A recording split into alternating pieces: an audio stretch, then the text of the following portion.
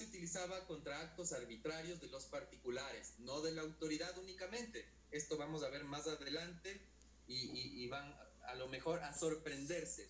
No obstante, estas limitaciones, este interdicto, marca el inicio de una serie de instrumentos legales destinados a la protección jurídica de la libertad personal. Ahora bien, terminado el paso por Roma, vamos a hacer una parada por la legislación foral española. Y aquí merece especial atención el Fuero de León de 1188, que proclamaba la libertad como un derecho reconocido al individuo, digamos, como fruto de un pacto civil entre el reino y Alfonso IX.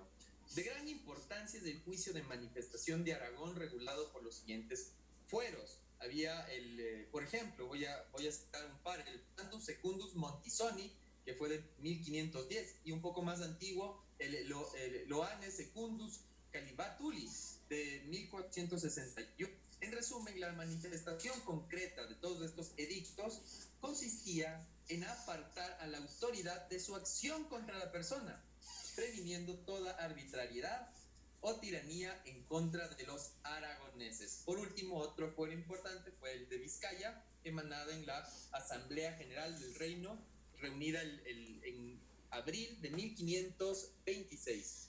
¿Sí? Este fuero de Vizcaya se encaminaba en el mismo sentido de los otros anteriores que cité y por lo tanto es considerado importante. Ahora bien, vamos ahora a pasar a Inglaterra. El sistema inglés realmente fue prodigio en declaraciones de derechos, ejemplo que más tarde siguieron sus colonias en América, particularmente Estados Unidos. La más antigua de las declaraciones es la Carta de Libertad, que Enrique I adoptó en el año 1100. El artículo 29 de esa carta decía que no se podrá apresar corporalmente al hombre libre sin el juicio de sus partes o sin el concurso de las leyes de la tierra, ¿sí? El hombre libre no podrá ser aprisionado ni despojado de sus tierras. Vean ustedes, ni declarado fuera de la ley, ni desterrado, y esta es una de las partes que más me gusta, ni destruido de ninguna forma, ni el rey podrá imponerle un castigo. Años más tarde, en el mismo sentido, se proclamó un pasaje de la famosísima Magna Carta que se firmó el 15 de junio de 1215 por el rey Juan Sin Tierra. ¿Sí? Aquí tenemos ya algo bastante desarrollado en cuanto a lo que conocemos hoy en día como habeas corpus. Entonces, en lo que respecta a la fecha exacta del origen como tal del habeas corpus, viene a ser un tanto incierta, pero parece ser que antes de la dación de la Carta Magna ya existían diversos medios de cautelar la libertad. Escúchenme bien, cautelar la libertad individual de las personas. Estamos hablando de los ingleses. ¿A través de qué documentos o qué figuras legales? De los rights, ¿sí? Que en traducción vendría a ser los mandatos. Y aquí tenemos tres rights importantes. El de homine replegiando era el primero, que perseguía liberar al individuo que estaba ilegalmente detenido o bajo custodia de un particular, dando una caución al sheriff con la promesa de que el acusado compareciera oportunamente a responder por el cargo que se le hacía. 2. El main price también es importante. Era una orden del sheriff para que el individuo detenido por un delito susceptible de caución fuese puesto en libertad bajo fianza, quedando bajo la responsabilidad del fiador. Y el de odio et atia tenía por objeto que el sheriff verificase si el preso acusado de homicidio u otro delito grave, digamos, estaba detenido por presunciones fundadas o por odio o por otra mala intención. Si fuese así, era puesto en libertad bajo caución.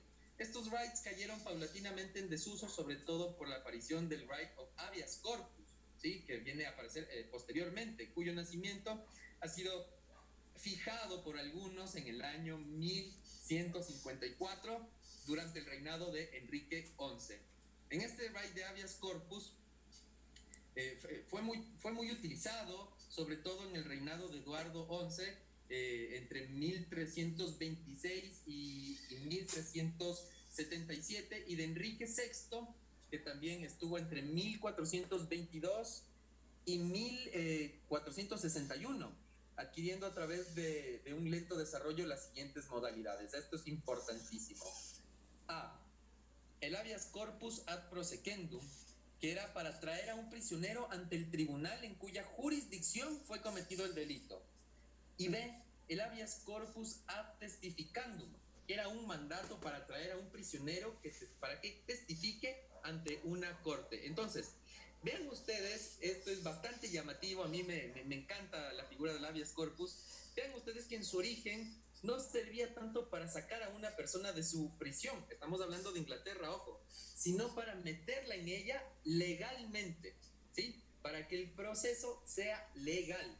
Posteriormente el Parlamento aprobó ya la ley de habeas corpus en 1679 y en ese tiempo la última ley importante en materia de habeas corpus data de 1816. Lo único que pasó ahí es que se perfeccionó la ley anterior, la de 1679. Ahora, pasamos a Estados Unidos. Aquí también la historia de Estados Unidos es apasionante y el habeas corpus, por supuesto, forma parte de ella. Con la ratificación de la Constitución el 15 de diciembre de 1791 y la introducción de las primeras 10 enmiendas, de las que hay que destacar especialmente la quinta, se hace presente el habeas corpus. En esta enmienda que digo, la quinta, que dice que nadie puede ser desposeído de la vida, la libertad y sus posesiones, sino luego de un debido proceso legal, lo que actualmente se conoce en el derecho anglosajón como due process. Después, vamos ahora a regresar a Europa, vamos a situarnos en Francia, y ahí tenemos la famosísima Declaración de los Derechos del Hombre y el Ciudadano. Esta fue adoptada por la Asamblea Constituyente de 1789. Y aquí lo importante respecto de habeas corpus está en el artículo 7 de dicha declaración, que decía que ningún hombre puede ser acusado, arrestado o detenido sino en los casos determinados por la ley y con las formalidades prescritas en ella. Lo que soliciten, expidan, ejecuten o hagan ejecutar órdenes arbitrarias deben ser castigados. Vean ustedes, vean ustedes. Ahora, para ya llegar a nuestras tierras, América Latina, siempre fue un campo fecundo para el desarrollo del habeas corpus. Sus antecedentes se encuentran en las leyes constitucionales de Inglaterra y quizás, yo diría bastante, en la Constitución de los Estados Unidos, por la evidente influencia geopolítica. El primer país que introdujo el habeas corpus en su ordenamiento jurídico fue Brasil, en su Código Penal de 1830 y más concretamente en el Código de Procedimientos Penales que se dictó 2 años después, en 1832. En otros países el habeas corpus fue adoptado más o menos por la misma época o en tiempos más recientes. En el caso ecuatoriano, la primera vez que aparece en la Constitución es en 1929. Ahora sí, a lo concreto propiamente dicho, a la figura del habeas corpus como se le entiende en la actualidad. Y para empezar, me gustaría plantear la pregunta siguiente. ¿Para qué sirve el habeas corpus? ¿Cuál es el objeto del habeas corpus? Bueno, el artículo 89 de la Constitución de la República del Ecuador nos dice que el habeas corpus tiene por objeto recuperar la libertad de quien se encuentre privado de ella de forma ilegal, arbitraria o ilegítima, por orden de autoridad pública o de cualquier persona, esto es importante, o de cualquier persona, así como proteger la vida y la integridad física de las personas privadas de libertad. Si nos trasladamos ya a la ley que desarrolla un poco más la figura y la garantía como tal, tendremos que acudir a la Ley Orgánica de Garantías Jurisdiccionales y Control Constitucional. En el artículo 6 tenemos que, una concepción general, las garantías jurisdiccionales tienen como finalidad la protección eficaz e inmediata de los derechos, eficaz e inmediata de los derechos reconocidos en la Constitución. El artículo 43, ya propiamente, el artículo del habeas corpus de la misma ley, dice que esta tiene como objeto proteger la libertad, 1, la vida, 2, y la integridad física, 3, de los derechos conexos y otros derechos, conexos de las personas privadas o restringidas de libertad por autoridad pública o por cualquier persona, ¿sí? Y aquí expone algunas cuestiones importantes, me parece que son 10 numerales, que son muy importantes al momento de tener en cuenta una aplicación y el uso de la acción de habeas corpus. Diré algunas por mencionar. Por ejemplo, a no ser privado de la libertad en forma ilegal, arbitraria o legítima, como se señaló primigeniamente, protección que incluye la garantía de que la detención se haga siempre por mandato escrito y motivado de juez competente, a excepción de los casos de flagrancia. Otro ejemplo, a no ser desaparecido forzadamente. Otro ejemplo, a no ser exiliado forzadamente, desterrado, expatriado del territorio nacional. A no ser torturado, tratado de forma cruel, inhumana o degradante, como ustedes saben. Otro ejemplo, a no ser detenido por deudas, excepto en el caso de pensiones alimenticias, con las excepcionalidades de la materia, evidentemente, ¿sí? Otra que me parece muy importante, en realidad todas son importantes, pero estoy dando ciertos ejemplos. A no ser incomunicado, a no ser sometido a tratamientos vejatorios de la dignidad humana. En este sentido, es importante traer a colación la sentencia ST 166-12 JH20 del 8 de enero del 2020. Vean, recién salidita del horno, es de enero apenas. Esta sentencia señala en su párrafo 17 de la cápite Análisis y Fundamentación que otra finalidad del habeas corpus es, escuchen con mucha atención por favor, recuperar la libertad, ¿sí? Que ya tenemos claro, y aquí está la clave del asunto, o la dignificación de las condiciones de restricción o privación de la libertad. A través de esta sentencia se incorporaría, digamos, una interpretación respecto de del objeto, de los objetivos que tiene el habeas corpus. Ahora, ¿cuándo aplicar el habeas corpus? Pues, cuando alguien se encuentre privado de la libertad de forma ilegal, arbitraria o legítima. Ya estamos clarísimos en eso, ¿sí? Y, ojo, los derechos a la libertad, a la vida y a la integridad física se hayan violado o se encuentren gravemente comprometidos. Sí, esos son los tres derechos nucleares del habeas corpus: libertad, vida e integridad física. Después pueden haber otros derechos conexos, sí, evidentemente, de la violación de estos derechos, pero estos tres son los neurálgicos. Sobre estos gravita la acción de habeas corpus como garantía. Tanto la Constitución como la Ley Orgánica de Garantías Jurisdiccionales y Control Constitucional y la Corte Constitucional como máximo órgano de interpretación de la Constitución precisan que las privaciones de libertad no solamente pueden darse por parte del Estado, sino también por parte de privados, ¿sí? Por ejemplo, clínicas de deshomosexualización o centros de desintoxicación y rehabilitación para drogadictos o para alcohólicos. Son ejemplos y me parece que son bien conocidos por la mayoría de personas aquí en el Ecuador. Vean ustedes, esta garantía protege tanto a las personas, tanto del Estado como de particulares. Entonces, tiene un amplio espectro. Ahora, nuevamente, y soy bien enfático en esto porque a veces estas ideas se suelen dispersar.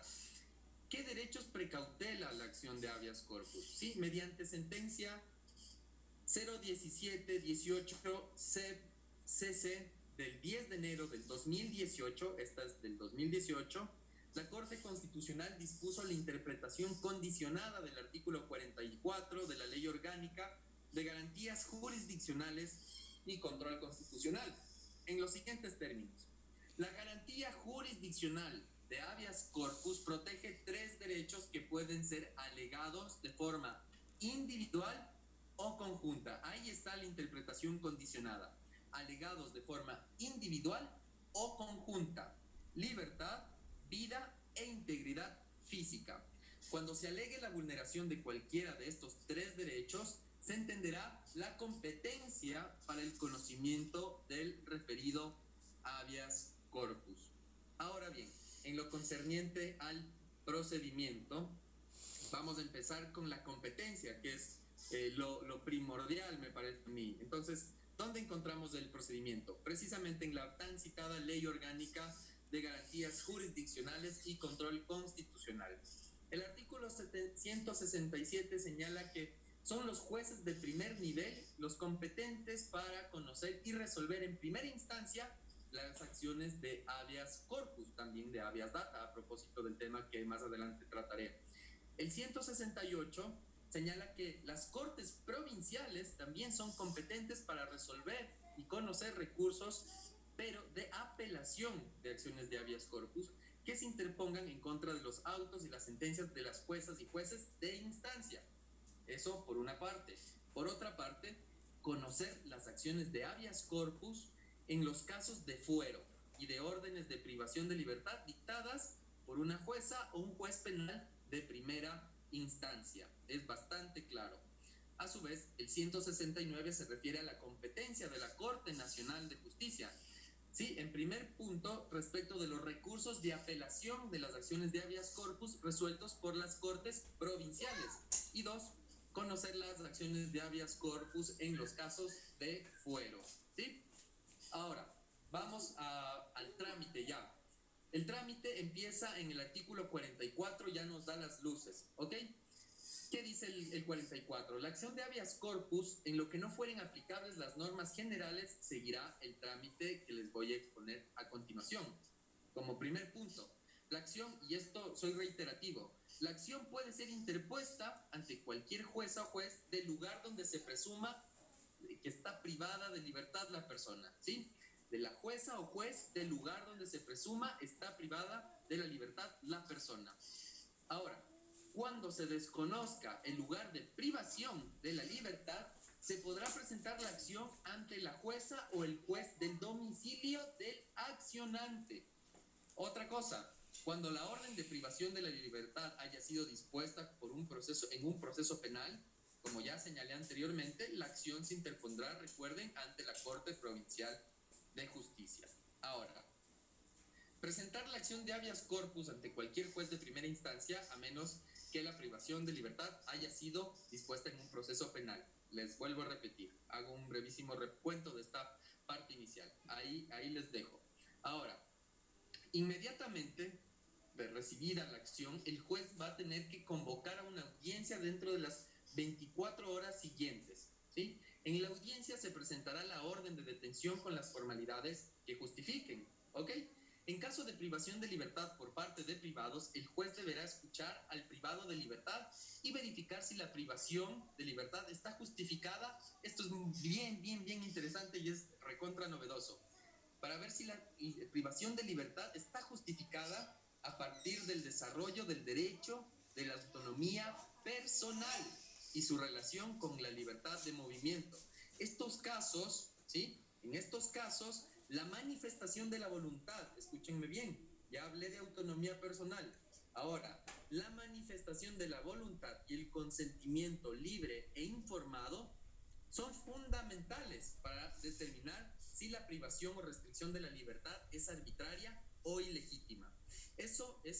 Todo esto que les estoy contando en este preciso momento sobre privaciones de libertad por parte de privados, van a encontrar en la sentencia 16612 JH20 que salió, como les dije antes, el 8 de enero del 2020. Esto está específicamente en los párrafos 18 y 21. Les recomiendo la lectura de esos párrafos.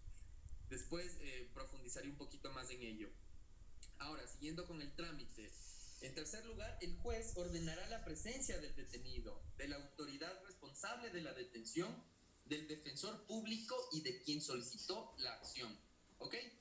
Para después seguir, bueno, hay que tomar en cuenta aquí una cosa. De ser necesario, la audiencia se puede realizar en el lugar donde se halle el detenido, el privado de su libertad. ¿Ok?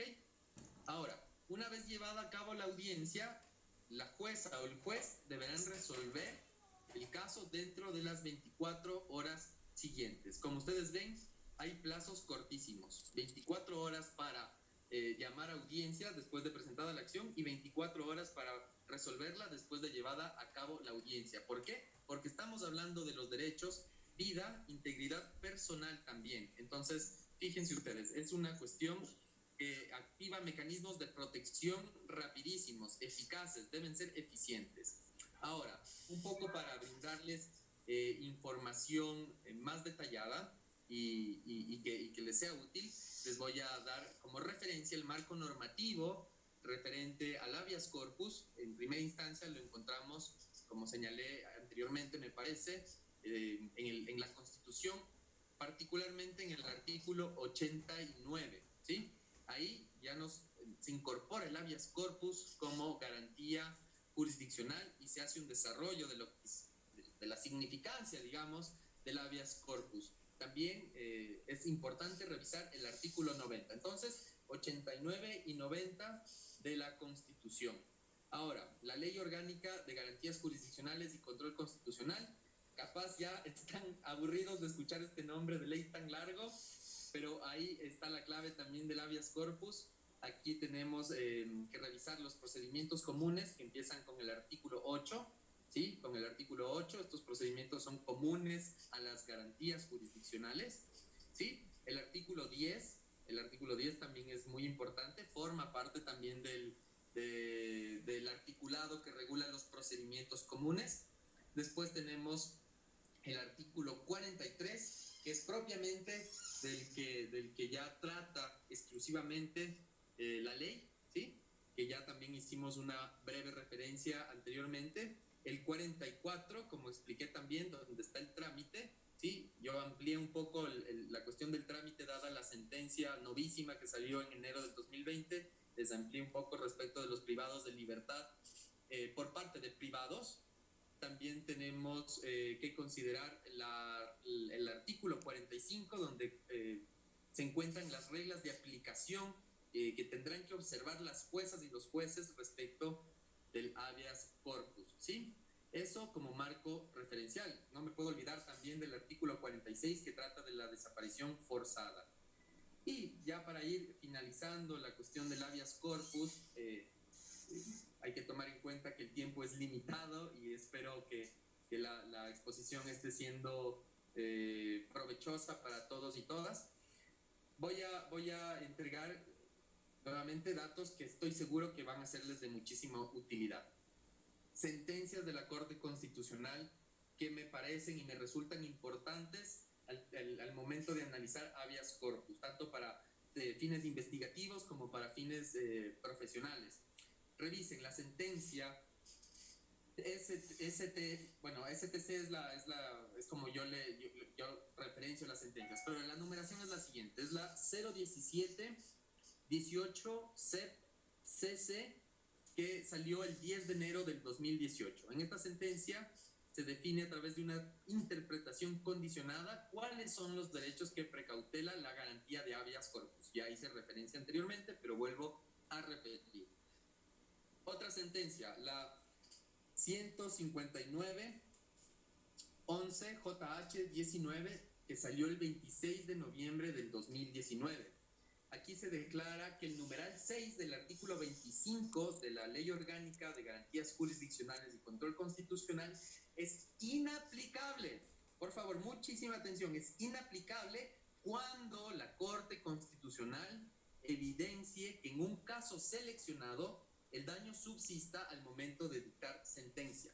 Hace énfasis en el debido proceso de las deportaciones y desarrolla los derechos conexos con la movilidad humana y protección de los mismos. Como ustedes saben, la Corte Constitucional, en su ejercicio de control constitucional, hace selección de casos. Si la Corte observa que el daño subsiste al momento en que hace su control y su revisión, siguiendo este proceso de selección, pues puede dictar una sentencia que precautele el derecho que todavía, hago énfasis, subsiste hasta ese momento, ¿ok? El artículo 6 da un tiempo y un plazo, indica que si es que no se selecciona y no se resuelve en un determinado tiempo, digamos, entiende excluida ese caso de la selección. Entonces la Corte dice que no, la Corte señala que no importa el tiempo que pase, si es que el daño subsiste al momento, la Corte todavía puede resolver sobre ese caso. Es importantísimo, una sentencia muy valiosa. Y finalmente, la sentencia a la que ya me he referido en dos ocasiones, la 166-12 JH del 2020, de enero del 2020, ¿sí? En esta sentencia, repito, me parece importante repetir, define el Estado, la Corte define el alcance de la garantía del habeas corpus en lo relativo ¿a qué? A la privación de libertad por parte de privados, y desarrolla el derecho a la integridad física en lo referente a privación de libertad desde la óptica de la dignificación de las condiciones de restricción o privación de libertad. Es decir, pese a que la detención, digamos, haya sido dada en términos legales y legítimos, ¿sí? Si las condiciones han quebrantado o ponen en grave riesgo los derechos a la vida y a la integridad personal, bien podría activarse la acción de habeas corpus.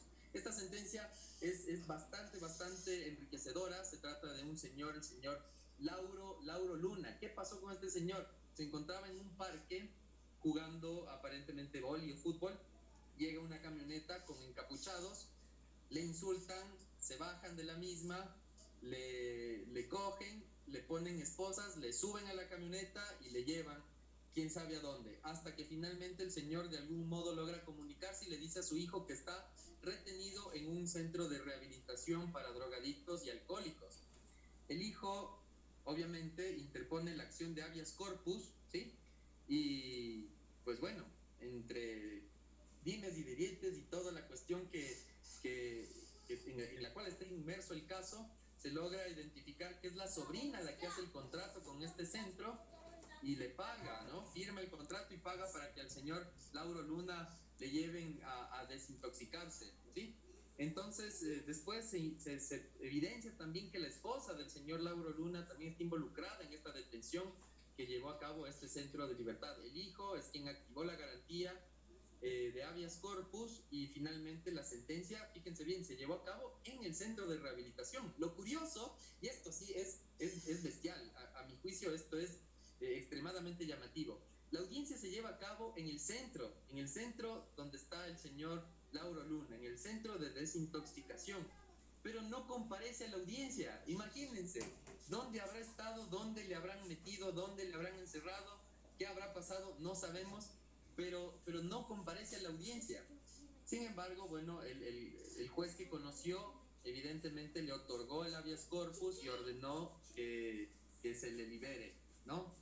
Lastimosamente este caso tuvo algunos problemas, se demoró más de lo que la ley manda, se demoró, me parece que 6 u 8 días en resolver.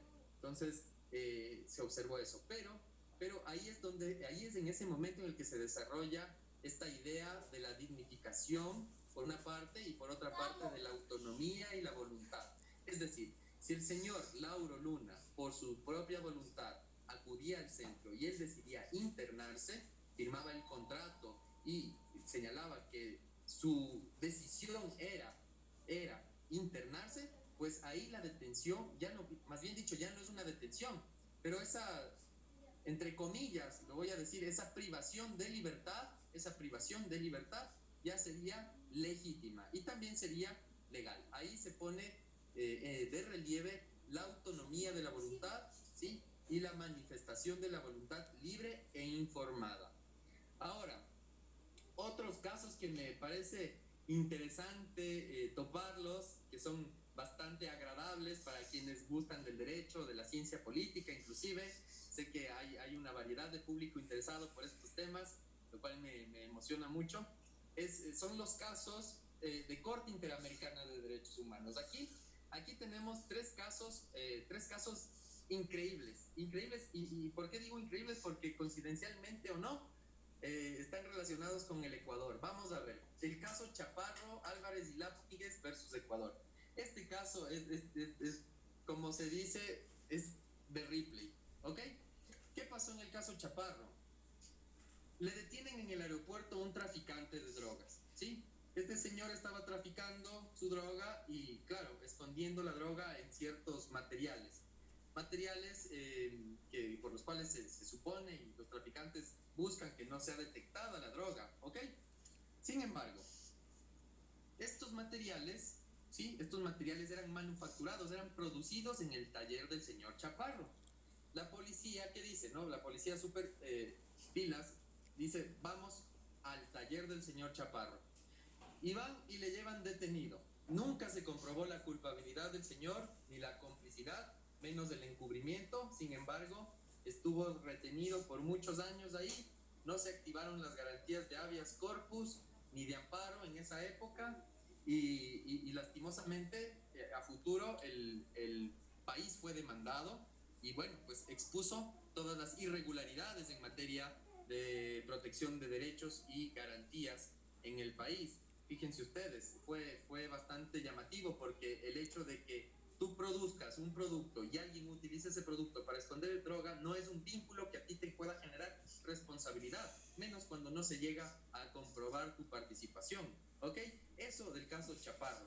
Ahora, el caso Suárez es otro caso, discúlpenme si un poco sonrío, pero es que son increíbles.